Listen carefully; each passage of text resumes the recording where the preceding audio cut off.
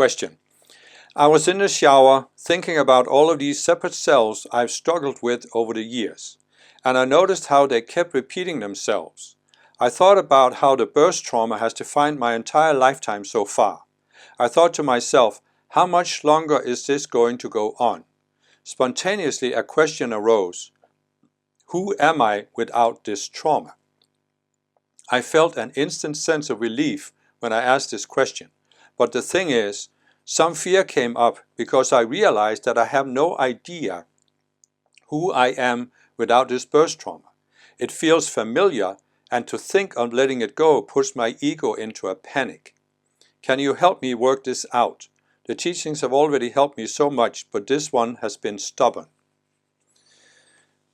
Yeah, well,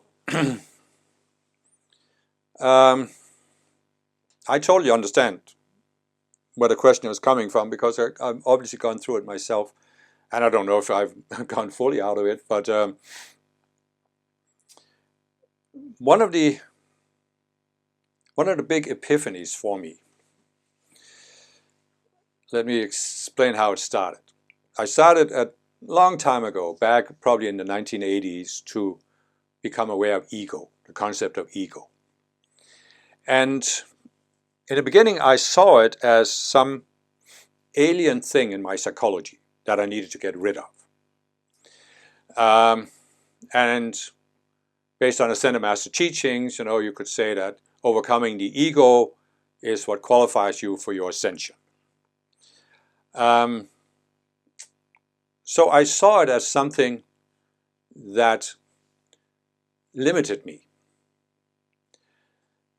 And I was mostly aware of these effects of the ego that make people very selfish and self-centered. And I always, even as a child, I was aware of you can't be selfish. I knew this from past lives. You're not supposed to be selfish. And so I was, with my outer mind, striving not to be selfish. But one of the big epiphanies, as I said, was I came to a point where I realized this was just one aspect of the ego. Because the other aspect of the ego is that the ego gives you something. It does something for you. So we could say there's the clearly negative aspect of ego, which is what makes you selfish and insensitive to others, or make people aggressive and even killing other people. So this is the this is the evil ego. But there's also a good ego. I don't mean that it is good, but it appears to be good. And it's doing something for you. And what is it doing for you? Well, what the masters have said is that we have these subconscious selves that are part of the ego. And many of these selves are created in a very traumatic situation.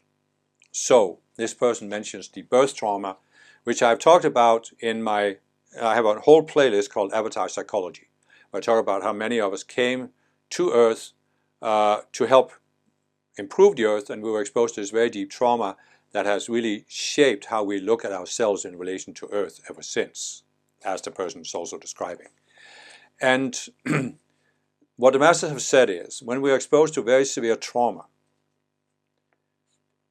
the conscious you feels it can't deal with it. So it makes a decision that it helps us deal with the trauma, but it also helps to take the attention away from the trauma. And this creates this subconscious self, which is part of the ego. And what the subconscious self offers to the conscious you is, the conscious you doesn't have to make decisions.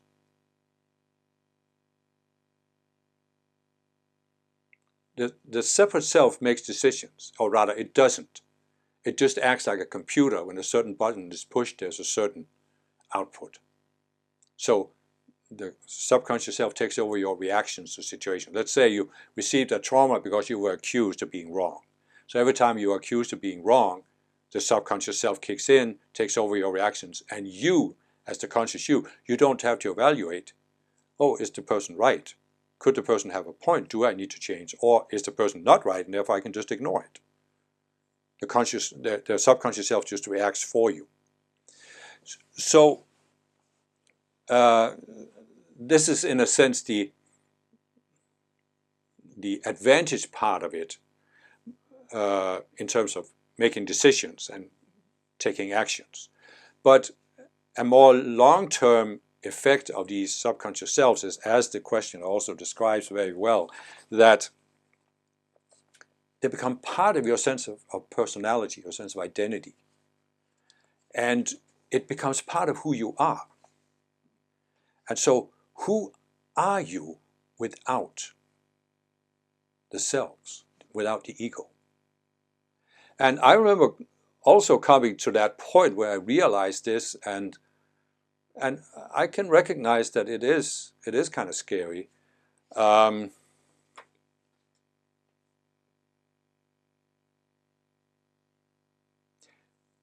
And I actually think that this is, maybe we should just step back a little bit here.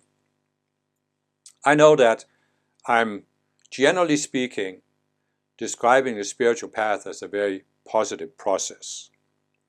It gives you something. It gives you, for example, greater freedom or peace of mind or this or that. But there are certain points on the path where we are faced with a situation where we have to make a choice. And we have to make it alone. So in other words, I'm describing how we can see ourselves as connected to our higher self and our spiritual teachers, and they're always there to help us. And they're always seeking to help us. But they are not going to make decisions for us. The ascended masters and the gods are going to tell us what to choose. We have to choose, meaning the conscious you. So you see what I'm trying to say here. We are exposed to a trauma.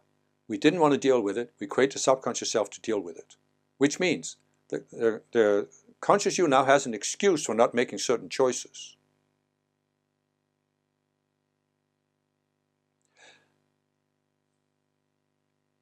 But then there comes a point where you begin to see this as the conscious you. When you're walking the path, when you're working with these teachings on the subconscious selves, there comes a path where there comes a point where you have to confront this.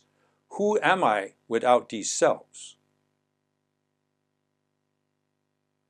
And the ascended masters are not able, it wouldn't be possible for them, because the whole point is our growth. So they can't tell us who you're supposed to be.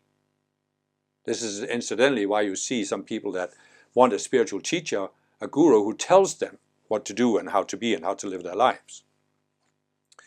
And the masters have actually talked about it as a fear of freedom. And you see what the masters have explained is, we start with a very point-like, localized sense of self, but we are in a structured environment. And that means we can relate to something. Now there's something, a concept known as writers called writer's block. And there's even painters. And the idea is, you're a painter and you have this white canvas. You can paint anything on it you want. Or you are a writer and you put a white sheet of paper in your typewriter and you can write anything you want on it. And because there's unlimited choices, your mind panics and doesn't know how to even start. So you can sit there and be blocked. You literally can't type anything. I have incidentally never suffered from this, but as you will see from the prolific output I produced. But anyway, I know there are some people who do. So it's the same thing here. You can come to a point as the conscious you where you resolve some of your subconscious selves. But now you're realizing, if I didn't have these, who would I be in relation to this world? And you are faced with this. You have a history. You've been a certain person. You grew up in a certain context. You know other people. They know you. They have expectations of you. But you realize you could walk away from it all and be whoever you want to be. I'm not saying you have to do this. I'm just saying you realize that if you didn't have these subconscious selves, you really are nothing. You are nobody. You have no personality as the conscious you. That's why the master said the conscious you is pure awareness, because it has no personality. So there's two aspects of this that are scary. First of all, you are so used to reacting to conditions on earth through these subconscious selves. So you don't have to decide how you're going to react. The subconscious self just kicks in and you react. But now you realize, I actually, if I didn't have the subconscious self, I would have to make a choice in every situation. How will I react to this? And all of a sudden that seems scary and overwhelming. But the other thing is, you have, as I said, a history, you have a certain sense of who you are, and other people have a sense. But you realize, but I could be whoever I want to be here on earth. Because the subconscious selves, they make you feel you have to be this kind of person. You have to react this way. This is what people expect of you. Right? But when you come to a point where you realize these are all subconscious selves, they're all unreal. You see, you could do whatever you wanted. You could be whoever you want to be for the rest of your life. In other words, your history up until this point in this lifetime and even in past lifetimes, they determine who you are right now, but they don't have to determine who you're going to be going forward. And all of a sudden, that's also scary. It's the fear of freedom, the fear of the blank canvas. I could write the rest of my life. So let's look at it this way. When you have the subconscious selves, your life is on a track and you can project where it's going to go. And it's all comfortable. When you realize this is all illusion, it's like the rest of your life becomes the white sheet of paper. You could write anything on it you want. What do you want? Well, now the conscious you has to make a decision. And it's not used to making decisions because it lets the subconscious selves do it. So who am I? What do I want to be? And what I was trying to say with all of this is, there is actually a moment of decision where you, the conscious you, nobody else, you have recognized this. You may have subconscious selves left, but you see they are unreal. And you're facing this, who am I? Who do I want to be on earth? And you still haven't made a clear conscious connection to your I am presence. So you alone there, you see that there's nothing from the outer that pulls on you. There's nothing above you that's pulling on you. You are literally in limbo. You're literally in a no man's land. You're in pure awareness. The whole world is open to you. And you have to make a decision. You can't let the subconscious self do it. You can't ask the ascended masters or your I am present to tell you what to do. You have to make a decision. And I understand that that can be scary. I mean, it was scary for me. But I'm making it, of course, more dramatic than it really is. But it's just that you don't have to decide everything all at once, right? You basically just have to decide one thing. Am I willing to make my own decisions? Am I willing to take responsibility for myself? Or will I continue to let the subconscious selves do it? Or will I continue to hope that the masters or my I am presence is going to tell me who I'm supposed to be? Am I willing to take decisions? It's not that you have to decide what you're going to do the rest of your life at this moment. You just have to make that one decision. Am I actually willing to decide? Because, you know, what the subconscious selves do for you is they say, you don't have to take that full responsibility for you to decide, because this is what you're supposed to be.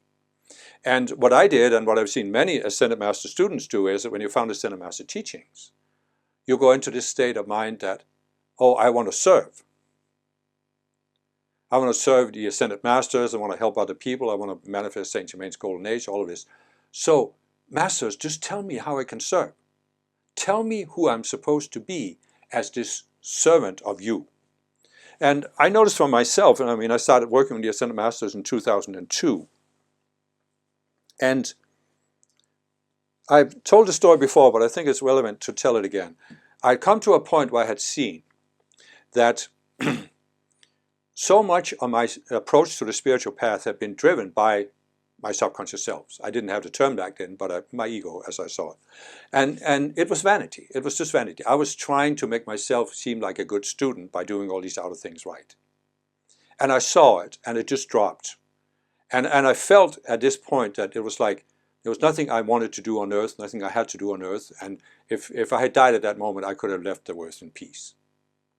And that's when Jesus approached me, the Ascended Master Jesus, said, is there something, if you don't want to do anything for yourself, do you want to do something for me? And I said, yes, show me how I can serve you. So he trained me, and I started doing the websites, asked the Real Jesus website, and done all the books and all this stuff since.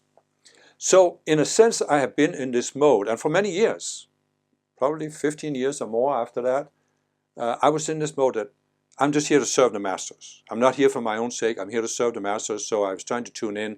What can I do? What kind of conferences? What kind of books? And this and that. But it came a point, and it was probably, I don't know, 1920 maybe. It was after we got the teachings on the birth trauma. So there came a point where I had to confront this, that I'm not here to do the things that the ego wants.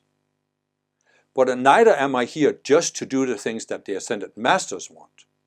Because I actually, as the conscious you, I need to make certain choices. I need to make certain decisions. What I want to do, what kind of a person I want to be, what kind of a life I want to live. And these are my decisions. So and I actually always had some sense of that, because I'm saying, in 2002, I dedicated my life to serving the Ascended Masters. But this didn't mean that the Masters told me how to do everything and how to live my life in details. There were still a lot of decisions I made. And so I've done this all along. But there came a shift where I started realizing that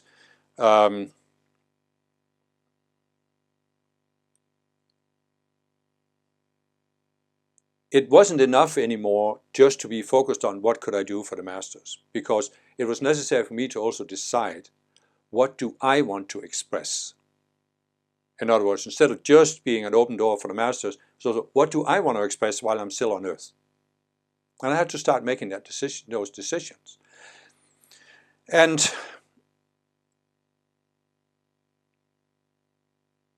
it's a little bit tricky to explain in words, because on the one hand, the major decision I had to make was that I had to take a higher level of responsibility for myself, making my own decisions. As I said, I had always been making decisions about practical aspects of my life. And the Ascended Masters had not told me where to live or all those kind of things. So I had made some decisions, but this was taking the decisions up to a higher level, where it wasn't just about how I did the outer things in my life, but also what I wanted to express that was uniquely mine. And so, in other words, it wasn't the ego, it wasn't the Ascended Masters, it was mine. And with mine, I don't mean mine as the conscious you, but as the I Am Presence. And so, you could say it this way, I think, that the first stage of the spiritual path is that the conscious you comes to disidentify itself from the outer personality, the ego, the subconscious selves, all these structures in the identity, mental, emotional. You come to disidentify yourself with that. And you do this by experiencing and realizing you are really pure awareness. You are not any of this outer stuff. And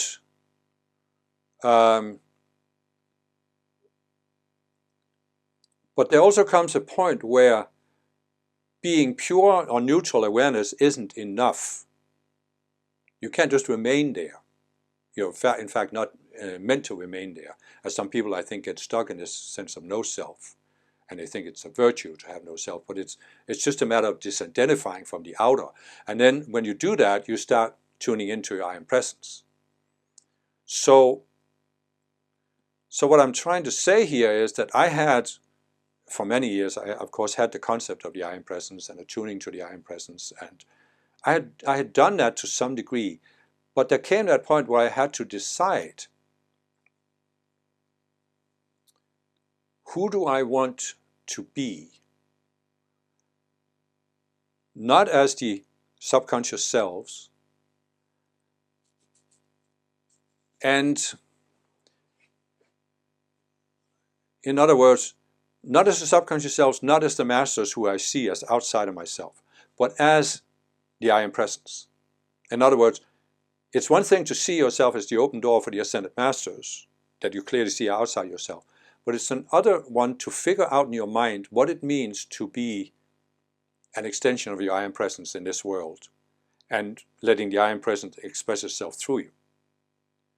So the conscious you had to decide this. Yes, I want to step up and be an expression of the I am presence. But this cannot be done by you surrendering to the I am presence. Like, you can surrender to a certain degree to the ascended masters and serving them, but you can't surrender to your I am presence, because even in that act of surrender, you are seeing the presence as different from you, outside of you. And when you get to that point on the path, you have to face this very delicate enigma of, as the person says, who am I without this trauma? And you realize, as the conscious you, I am not the trauma, I am pure awareness. But the next step is, who am I as an extension of the presence? And you can say that the conscious you surrendered its decision-making will to the subconscious selves and let them take over. So a situation happens, instead of the conscious you consciously deciding how to react, it just lets a subconscious self take over the reaction. You cannot do the same with the I am presence. You cannot say, oh, here's the situation, I don't want to make a decision here, let my I am presence take over. That's not going to work, because the present isn't going to do it, is what I found. If you try to do that, you're just left in a limbo. Nothing's going to happen. And it's because your I am presence doesn't want to reinforce the image that it's separated from you, that you are separated from it.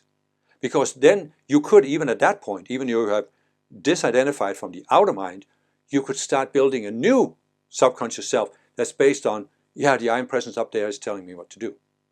So, you see what I'm saying? It's like, you have the conscious you here, and if you're not willing to make your own decisions, you can say, I'm letting the subconscious selves make decisions. Or you can say, I'm letting the ascended masters make decisions, which means you won't be contacting the ascended masters, but lower forces in the mental and emotional realm, which I've seen happen to people who didn't want to do this. But anyway, so I'm saying there has to be a certain interactive process, and especially with your with the masters, you can still see them as being outside yourself, but you can't do that with the presence, because your presence is not outside of you. There has to come a point where you, the conscious you, are willing to step up and really wrestle with this enigma. I am the presence, but I'm still an embodiment, so therefore there are certain decisions I have to make. And I think it's an ongoing process. I've been dealing with it for years, and I don't think it's completed. I don't know if there is a completion other than the ascension. But I'm just saying, this is a process where it's delicate, because as the conscious you have to make decisions. You have to be willing to make decisions. How do I react to this situation? But on the other hand, you're not alone, because you can draw on the presence. It's just, you can't see the presence as some external force, some God up there in the sky, some booming voice from heaven that tells you, Kim, do this, and you will be right. It's not how it works. So, I don't know if I'm making any sense here, but I'm just trying to explain my process based on the question. You know, um, I understand it puts the ego into panic, but when you go beyond that, even the conscious you can be in a certain panic because um, how do I deal with life on Earth when I realize I'm not the outer personality and that there's no script for how I'm supposed to react. I can react any way I want. And other people might be used to me reacting a certain way, and they're going to be very shocked and disappointed when I don't react that way anymore, or if I suddenly decide to do something different with my life. So it's a delicate process, and I think possibly it's something that will go on as long as we're still in embodiment, where we have that. In other words, we could say the conscious you first disidentifies itself with the outer personality, the subconscious selves. Then there's a phase where it's actually easier to relate to the ascended masters because you see them as outside yourself. They're not you.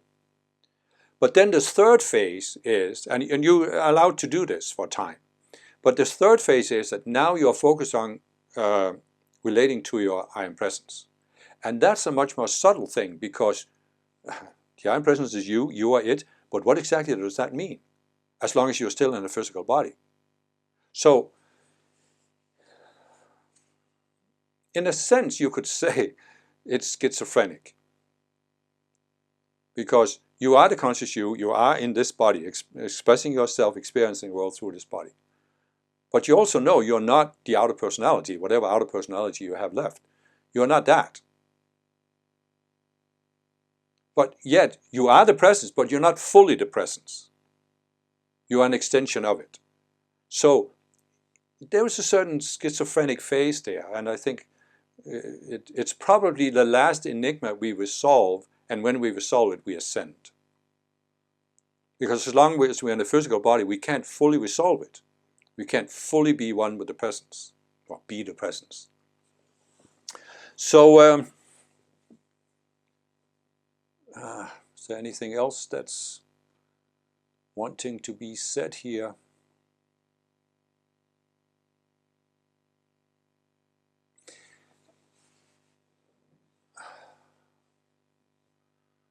I think one of the big hindrances for me on the spiritual path has been that I want to be able to understand everything. I want to be able to create ideas and words that explain everything. And I can even sense it a little bit now. It's like there's still,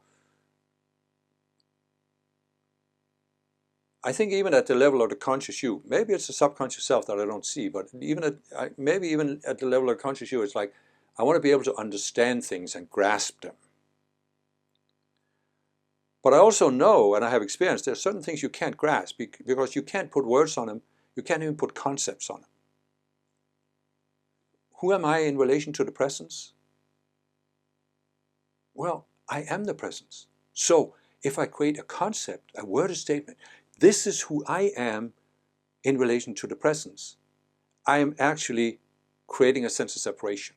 So even the concept that I am the conscious you and the presence is up there in the spiritual realm, even that reinforces a sense of separation. So what I'm sensing is that this sense of separation, this schizophrenic phase, will last as long as we're in a physical body. Because we can't fully be the presence and be in a physical body. That's the whole nature of the unascended sphere. And we can't resolve the enigma until we fully ascend and merge into the presence. I think instead of trying to understand this, it's just a matter of accepting, first of all, the nature of the situation, but also instead of trying to understand myself in relation to the presence, I just need to be the presence.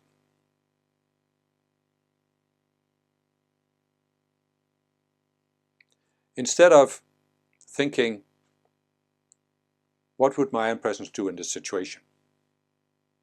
I just make a decision and act, which I actually do in many situations. I don't think about it.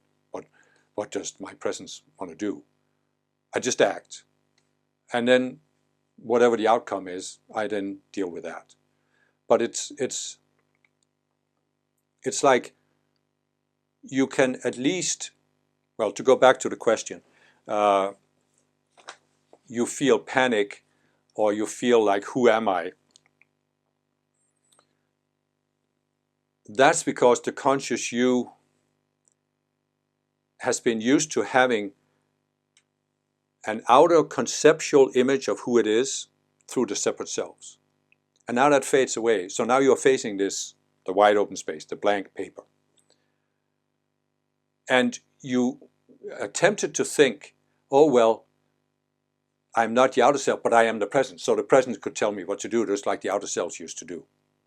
But that's not how it works. That's what I'm saying. So I think you just have to come to this point where you're not looking to understand your presence. You're not looking at your presence as something that tells you what to do. You're just acting, making decisions, you're being. And you are, well, a very helpful concept for me was something I realized, that you are used to thinking in terms of who am I, what is my personality, my individuality, in terms of the outer things, the subconscious selves. And you realize at some point this is not who I am, so you disidentify from that. But then you can come to a point where you realize that your I am presence has a distinct individuality, and this is who you really are. So what you ideally want to do is have the I am presence express itself through you, express its individuality through you. But the thing is,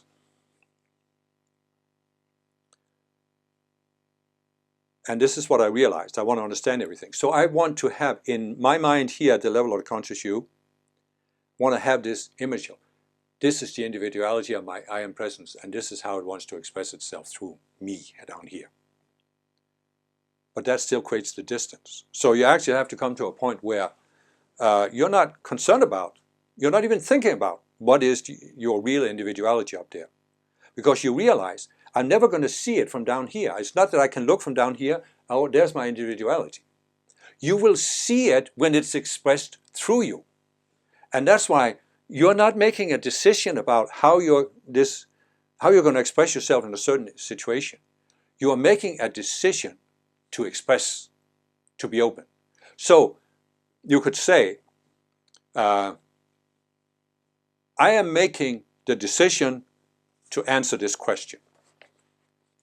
But I'm not, before I answer the question, I didn't sit there and say, oh yeah, here, let me write down the points, what I'm going to go through, what I'm going to talk about, and how I'm going to do it. I didn't do that. I just decided to open my mouth. And then I trust that whatever comes through is what my I am presence wants to express, and this is how the cookie crumbles, basically.